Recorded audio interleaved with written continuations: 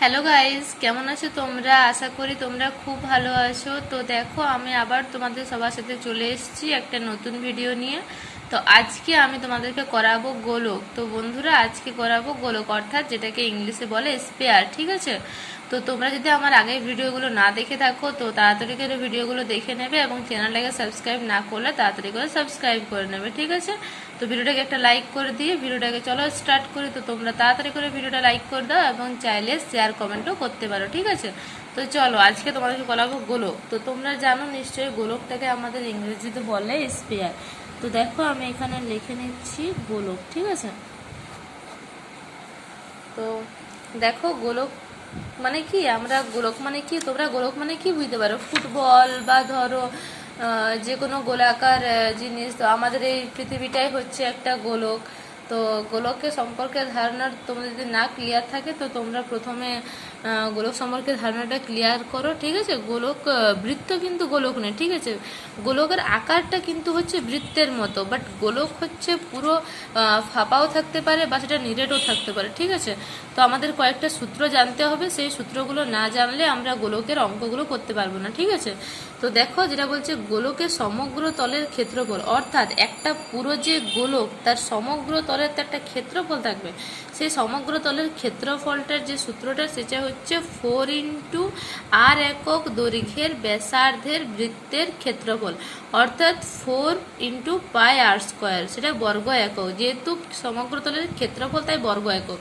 তাহলে 4 πr², যেখানে আরটা হচ্ছে কি ওই যে বৃত্তটা, ওই যে গোলকের ভেতরে আমরা কি বললাম যে গোলকটা একটা বৃত্তের আকার কিন্তু বৃত্ত নয়। তো সেই যে ভেতরে যে বৃত্তের আকারটা তার ব্যাসার্ধটার পরিমাণটা হচ্ছে আর। তাহলে গোলকের সমগ্র তলের ক্ষেত্রফল হচ্ছে 4 πr²। ঠিক আছে? এরপর দেখো, গোলকের আয়তন, যার ক্ষেত্রফল থাকবে তার নিশ্চয়ই আয়তনও থাকবেই। তাহলে একটা গোলকের আয়তন সমান হচ্ছে 4/3 πr³ গোলকের আয়তন। ভাবো, গোলকের সমগ্র তলের ক্ষেত্রফল মানে হচ্ছে গোলকের যে বাইরের যে পোর্শনটা তার সমগ্র তলের ক্ষেত্রফল সেটা হচ্ছে 4 πr²।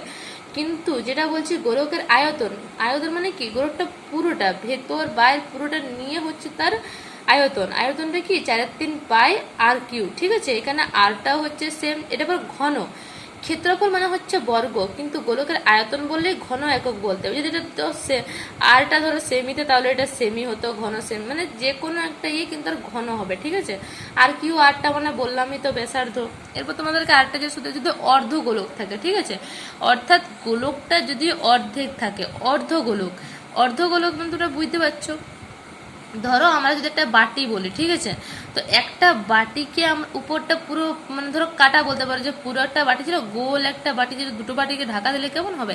তা ধরো একটা বাটি, অর্থাৎ কেটে নেওয়া, সেই যদি অর্ধ গোলকটা ধরি, তাহলে অর্ধ গোলকের বক্রতলের ক্ষেত্রফল, অর্থাৎ যে বাইরের যে ইয়েটা যেটা বক্র, অর্থাৎ এইটা অর্ধগোলকের বক্রতলের ক্ষেত্রফল, সেটা হচ্ছে গোলকের বক্রতলের ক্ষেত্রফল। অর্থাৎ পুরো গোলকটা থাকতে গেলে পুরো বক্রতলের ক্ষেত্রফল, কিন্তু যেহেতু হাফ আছে তার জন্য গোলকের বক্রতলের ক্ষেত্রফল। আর গোলকের তো ক্ষেত্রফলটা তোমরা দেখলে 4 πr², তাহলে 4 πr² মানে কি 2 πr²। ঠিক আছে?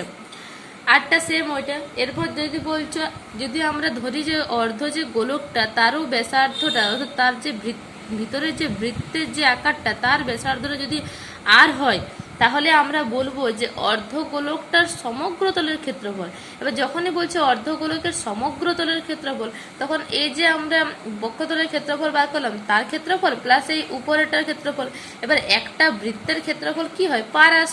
তাহলে πr² প্লাস এই যে অর্ধবৃত্তের যে মানে অর্ধ ধরো বক্ষতলের যে ক্ষেত্রফলটা, অর্থাৎ 2 πr², তাহলে 2 πr² প্লাস r² অর্থাৎ 3 πr²। ঠিক আছে? যেখানে আরটা হচ্ছে ওর ব্যাসার্ধটা। তো সূত্রগুলোকে ভালো করে চোখ মিলিয়ে নেবে, এই দুটো তিনটে সূত্র, এছাড়া কোনো সূত্র থাকবে না। ঠিক আছে? তো আমরা যেহেতু অর্ধগোলকের ঘন মানে ক্ষেত্রফল বার করলাম, তাহলে অর্ধগোলকের আমাদেরকে আয়তনও বার করতে হবে। তাহলে অর্ধগোলকের আয়তন মানে কি 1/2 গোলকের আয়তন। 1/2 গোলকের আয়তন মানে হচ্ছে ওটা ছিল 4 2/3πr কিউ, এটা হবে 2/3πr কিউ। ঠিক আছে, একদম সিম্পল প্রসেস, সিম্পল রুলগুলো আছে, তোমরা যে সূত্রগুলোকে একবার করে চোখ বুলিয়ে নেবে, তাতে তোমাদের সূত্রগুলো পুরো ক্লিয়ার হয়ে যাবে। ঠিক আছে, আর পুরোটাকে কনসেপ্ট থেকে ভাববে, একটা গোলক সবসময় মাথাতে চিন্তা করবে। ঠিক আছে, তুমি হয়তো একটা ফুটবল নিয়ে চিন্তা করো, পুরো ফুটবল ভাববে, ফুটবলটা হাফ কেটে দিলে যেরকম হবে সেইভাবে চিন্তা করো। ঠিক আছে, তাহলে তোমাদের কাছে জিনিসটা পুরো ক্লিয়ার হয়ে যাবে।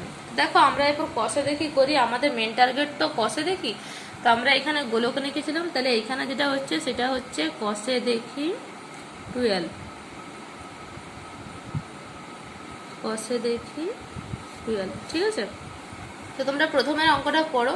প্রথমের অঙ্কটা হচ্ছে একটি গোলকের ব্যাসার্ধের দৈর্ঘ্য, তাহলে গোলকের ব্যাসার্ধের দৈর্ঘ্য হচ্ছে 10.5 সেমি, তার সমগ্র তলের ক্ষেত্রফল হিসাব করি।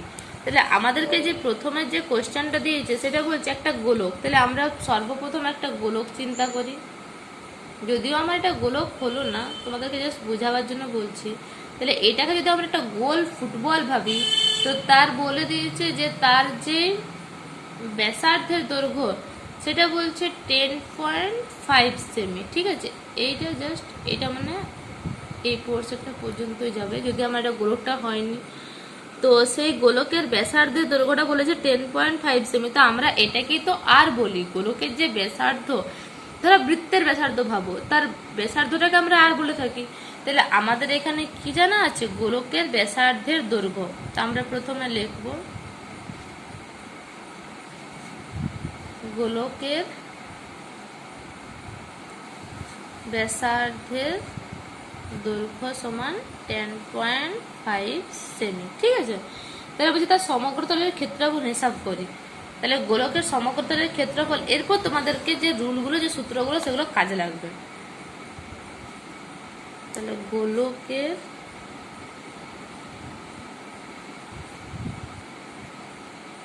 সমগ্র তলের ক্ষেত্রফল সমান কি সূত্রটা আছে বলো, তোমরা বলো।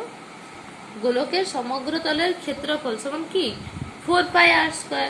তাহলে 4πr², তাহলে এখানে যেহেতু সেমি বলেছে তাহলে বর্গ সেমি। ঠিক আছে, তাহলে ইকুয়াল টু 4, পায়ের মান তোমরা নিশ্চয়ই জানো, পায়ের মান হচ্ছে 22/7। ঠিক আছে, আর মানে এখানে দেওয়া আছে 10.5 সেমি তার হোল স্কয়ার, এটা হচ্ছে বর্গ সেমি। ঠিক আছে, তাহলে 4 × 12/7, এটা ইন্টু 10.5 × 10.5। তাহলে আমরা যদি পয়েন্ট তুলে দিই নিচে 10 হয়ে যাবে, এটারও পয়েন্ট তুলে দিই নিচে 10 হয়ে যাবে। ঠিক আছে, তো তোমরা এবার কাটাকাটি করতে পারো। তাহলে 7 দিয়ে এটাকে কাটাকাটি করো, কত হয়?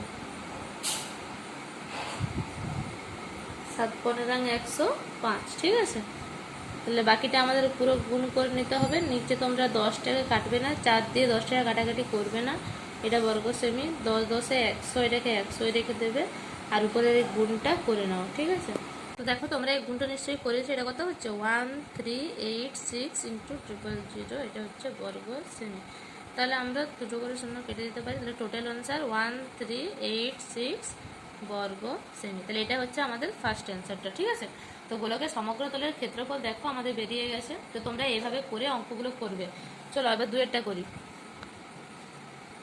বলছে একটি চামড়ার বল তৈরি করতে প্রতি বর্গ সেমি 17.50 টাকা হিসাবে 441.20 টাকা লেগেছে। বলটির ব্যাসের দৈর্ঘ্য হিসাব করে লিখি। একটি চামড়ার বল তৈরি করতে প্রতি বর্গ সেমিতে ভাবো, একটি চামড়ার বল তৈরি করতে, অর্থাৎ একটা চামড়ার বল তৈরি করেছে, প্রতি বর্গ সেমিতে 17.50 টাকা হিসাবে 441.20 টাকা লেগেছে। ঠিক আছে, তাহলে বলছে বলটির ব্যাসের দৈর্ঘ্য কত। যদি আমরা ধরো এইভাবে যদি বলটাকে চিন্তা করি, তাহলে আমরা তার ব্যাসার্ধটাকে আর ধরতে পারি। তো ধরি বলটির ব্যাসার্ধের দৈর্ঘ্য আর। ঠিক আছে, বর্গ সেমি হিসেবে তাহলে সেমি ধরতে হবে। তাহলে ধরি বলটির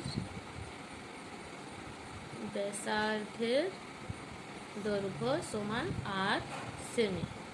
ঠিক আছে, তো ঠিক আছে, আমরা কি করলাম, আমরা বলটার ব্যাসার্ধের দৈর্ঘ্যটা 8 সেমি ধরে নিলাম। এরপর আমাদেরকে কি বলছে যে চামড়ার বলটা তৈরি করতে প্রতি বর্গ সেমি 17.50 টাকা হিসাবে 441.20 টাকা লেগেছে।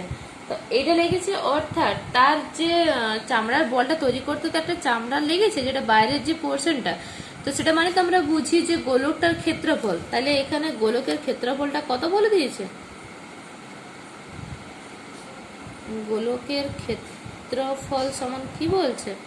গোলকের ক্ষেত্রফল সমান বলছে 431 টাকা পয়েন্ট 20। এই টাকাটা লেগেছে, কিন্তু এক বর্গ সেমিতে কত লেগেছে?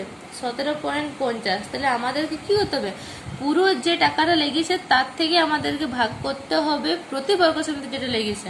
তাহলে এটা হচ্ছে তার ক্ষেত্রফল, যেটা হচ্ছে বর্গ সেমি।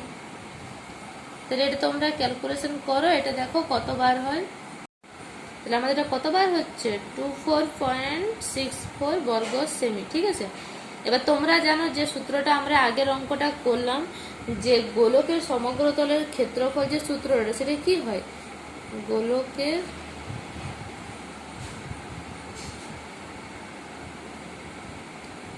সমগ্র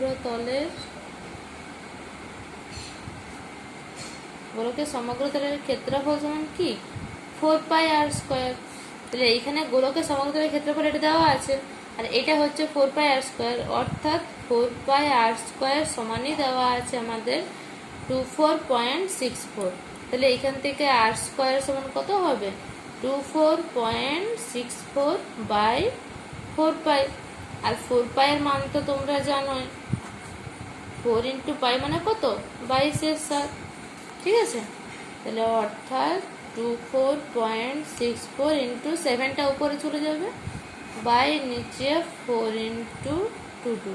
তাহলে এটা আমরা নিচে তুলে দিলে নিচে 100 দিয়ে গুণ, তাহলে 22 দিয়ে এটা কাটাকাটি করো, তাহলে 1 1 2, 4 দিয়ে এটা কাটাকাটি করো, তাহলে হয় কত? 4 2 28। এরপর 7 দিয়ে গুণ করো, তাহলে হয় 190, 196 বাই 100। তাহলে এটা হচ্ছে r²। তাহলে আর মানে কত হবে? 96/100, অর্থাৎ এটা হচ্ছে 14/10 তার হোল স্কোয়ার। ঠিক আছে, তাহলে 14/10 তার হোল স্কোয়ার। তাহলে আমরা যদি দুদিক থেকে যদি r² আর দুদিক থেকে যদি r², এদিক থেকে যদি হোল স্কোয়ারটা গুছিয়ে দিই, তাহলে আমাদের এটা কত? r ইকুয়াল টু 14/10, আর 14/10 মানে হচ্ছে আমাদের কত? 14/10, অর্থাৎ কি বলে, r ইকুয়াল টু 1.4। তাহলে দেখো r ইকুয়াল টু 14/10, তাহলে আমরা দশমিকটা দিয়ে দিচ্ছি, তাহলে 1.4। তাহলে 2r ইকুয়াল টু কত? 2 ইন্টু আর, 2 ইন্টু আর মানে হচ্ছে 2 ইন্টু 1.4, যেটা হচ্ছে 2.8 সেমি। ঠিক আছে, তো চলো আমরা তারপরে অঙ্কটা পড়ে নিই। তো আমরা এরপর 3-এর কোশ্চেনটা করবো। তুমি 3-এর কোশ্চেনটা পড়ো। স্কুলে শর্টপাট খেলার জন্য যে বলটি ব্যবহার করা হয় তার ব্যাসের দৈর্ঘ্য 7 সেমি। তাহলে বলটিতে কত ঘন সেমি লোহা আছে? এরপর তুমি ভাবো, একটা বল, এরকম একটা বল যেটাতে আমরা স্কুলে শর্টপাট খেলি, সবাই খেলেছো, তার ধরো ব্যাসার্ধের দৈর্ঘ্যটা আর। ঠিক আছে, এই বলটাতে যে কত সেমি লোহা আছে। তাহলে যে আমরা বলটা দিয়ে শর্টপাট খেলি, সেই বলটা নিশ্চয়ই বাইরেটাতে লোহা থাকে না, পুরো বলটা লোহা দিয়ে তৈরি, অর্থাৎ এই যে ভেতরের পোর্শনটা, এটা তো পুরো লোহা আছে। তাহলে কত ঘন সেমি লোহা? আমি বলেছি গোলকের ঘন হয় তার আয়তনে, তাহলে আমাদেরকে এটা তো পুরো গোলকের আয়তনটাই বার করতে বলছে, যেহেতু বলছে কত ঘন সেমি লোহা আছে। ঠিক আছে, তো প্রথমে আমাদেরকে বলে দিয়েছে যে গোলকের ব্যাসের দৈর্ঘ্য। তাহলে গোলকের ব্যাস তো আমাদের চাই না, আমার তো ব্যাসার্ধ নিয়ে কাজ। তাহলে আমরা বলবো যে গোলকের ব্যাসার্ধ সমান, তাহলে ব্যাসার্ধ মানে হচ্ছে ব্যাসের অর্ধেক, অর্থাৎ 7-এর অর্ধেক করবো।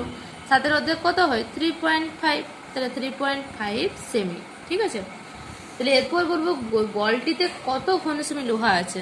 তাহলে গোলকটির আয়তন সমান, গোলকটির আয়তন সমান। এবার তোমরা বলো, গোলকের আয়তন তোমাদেরকে একটা সূত্র বললাম, যেটা হচ্ছে 4/3 পাই r³ এত ঘন সেমি। ঠিক আছে, তাহলে এত ঘন সেমি, সরি এখান থেকে করি, তাহলে 4/3 পাই মানে তোমরা নিজেই বলো 22/7। তাহলে এখানে আর আর আমাদের হয়েছে কত 3.5, তাহলে 3.5 এর হোল কিউব। তাহলে আমরা একটু এদিক থেকে করি, তাহলে হচ্ছে 4/3 ইন্টু 22/7 ইন্টু এটার হোল কিউব, অর্থাৎ 3.5 ইন্টু 3.5 ইন্টু 3.5।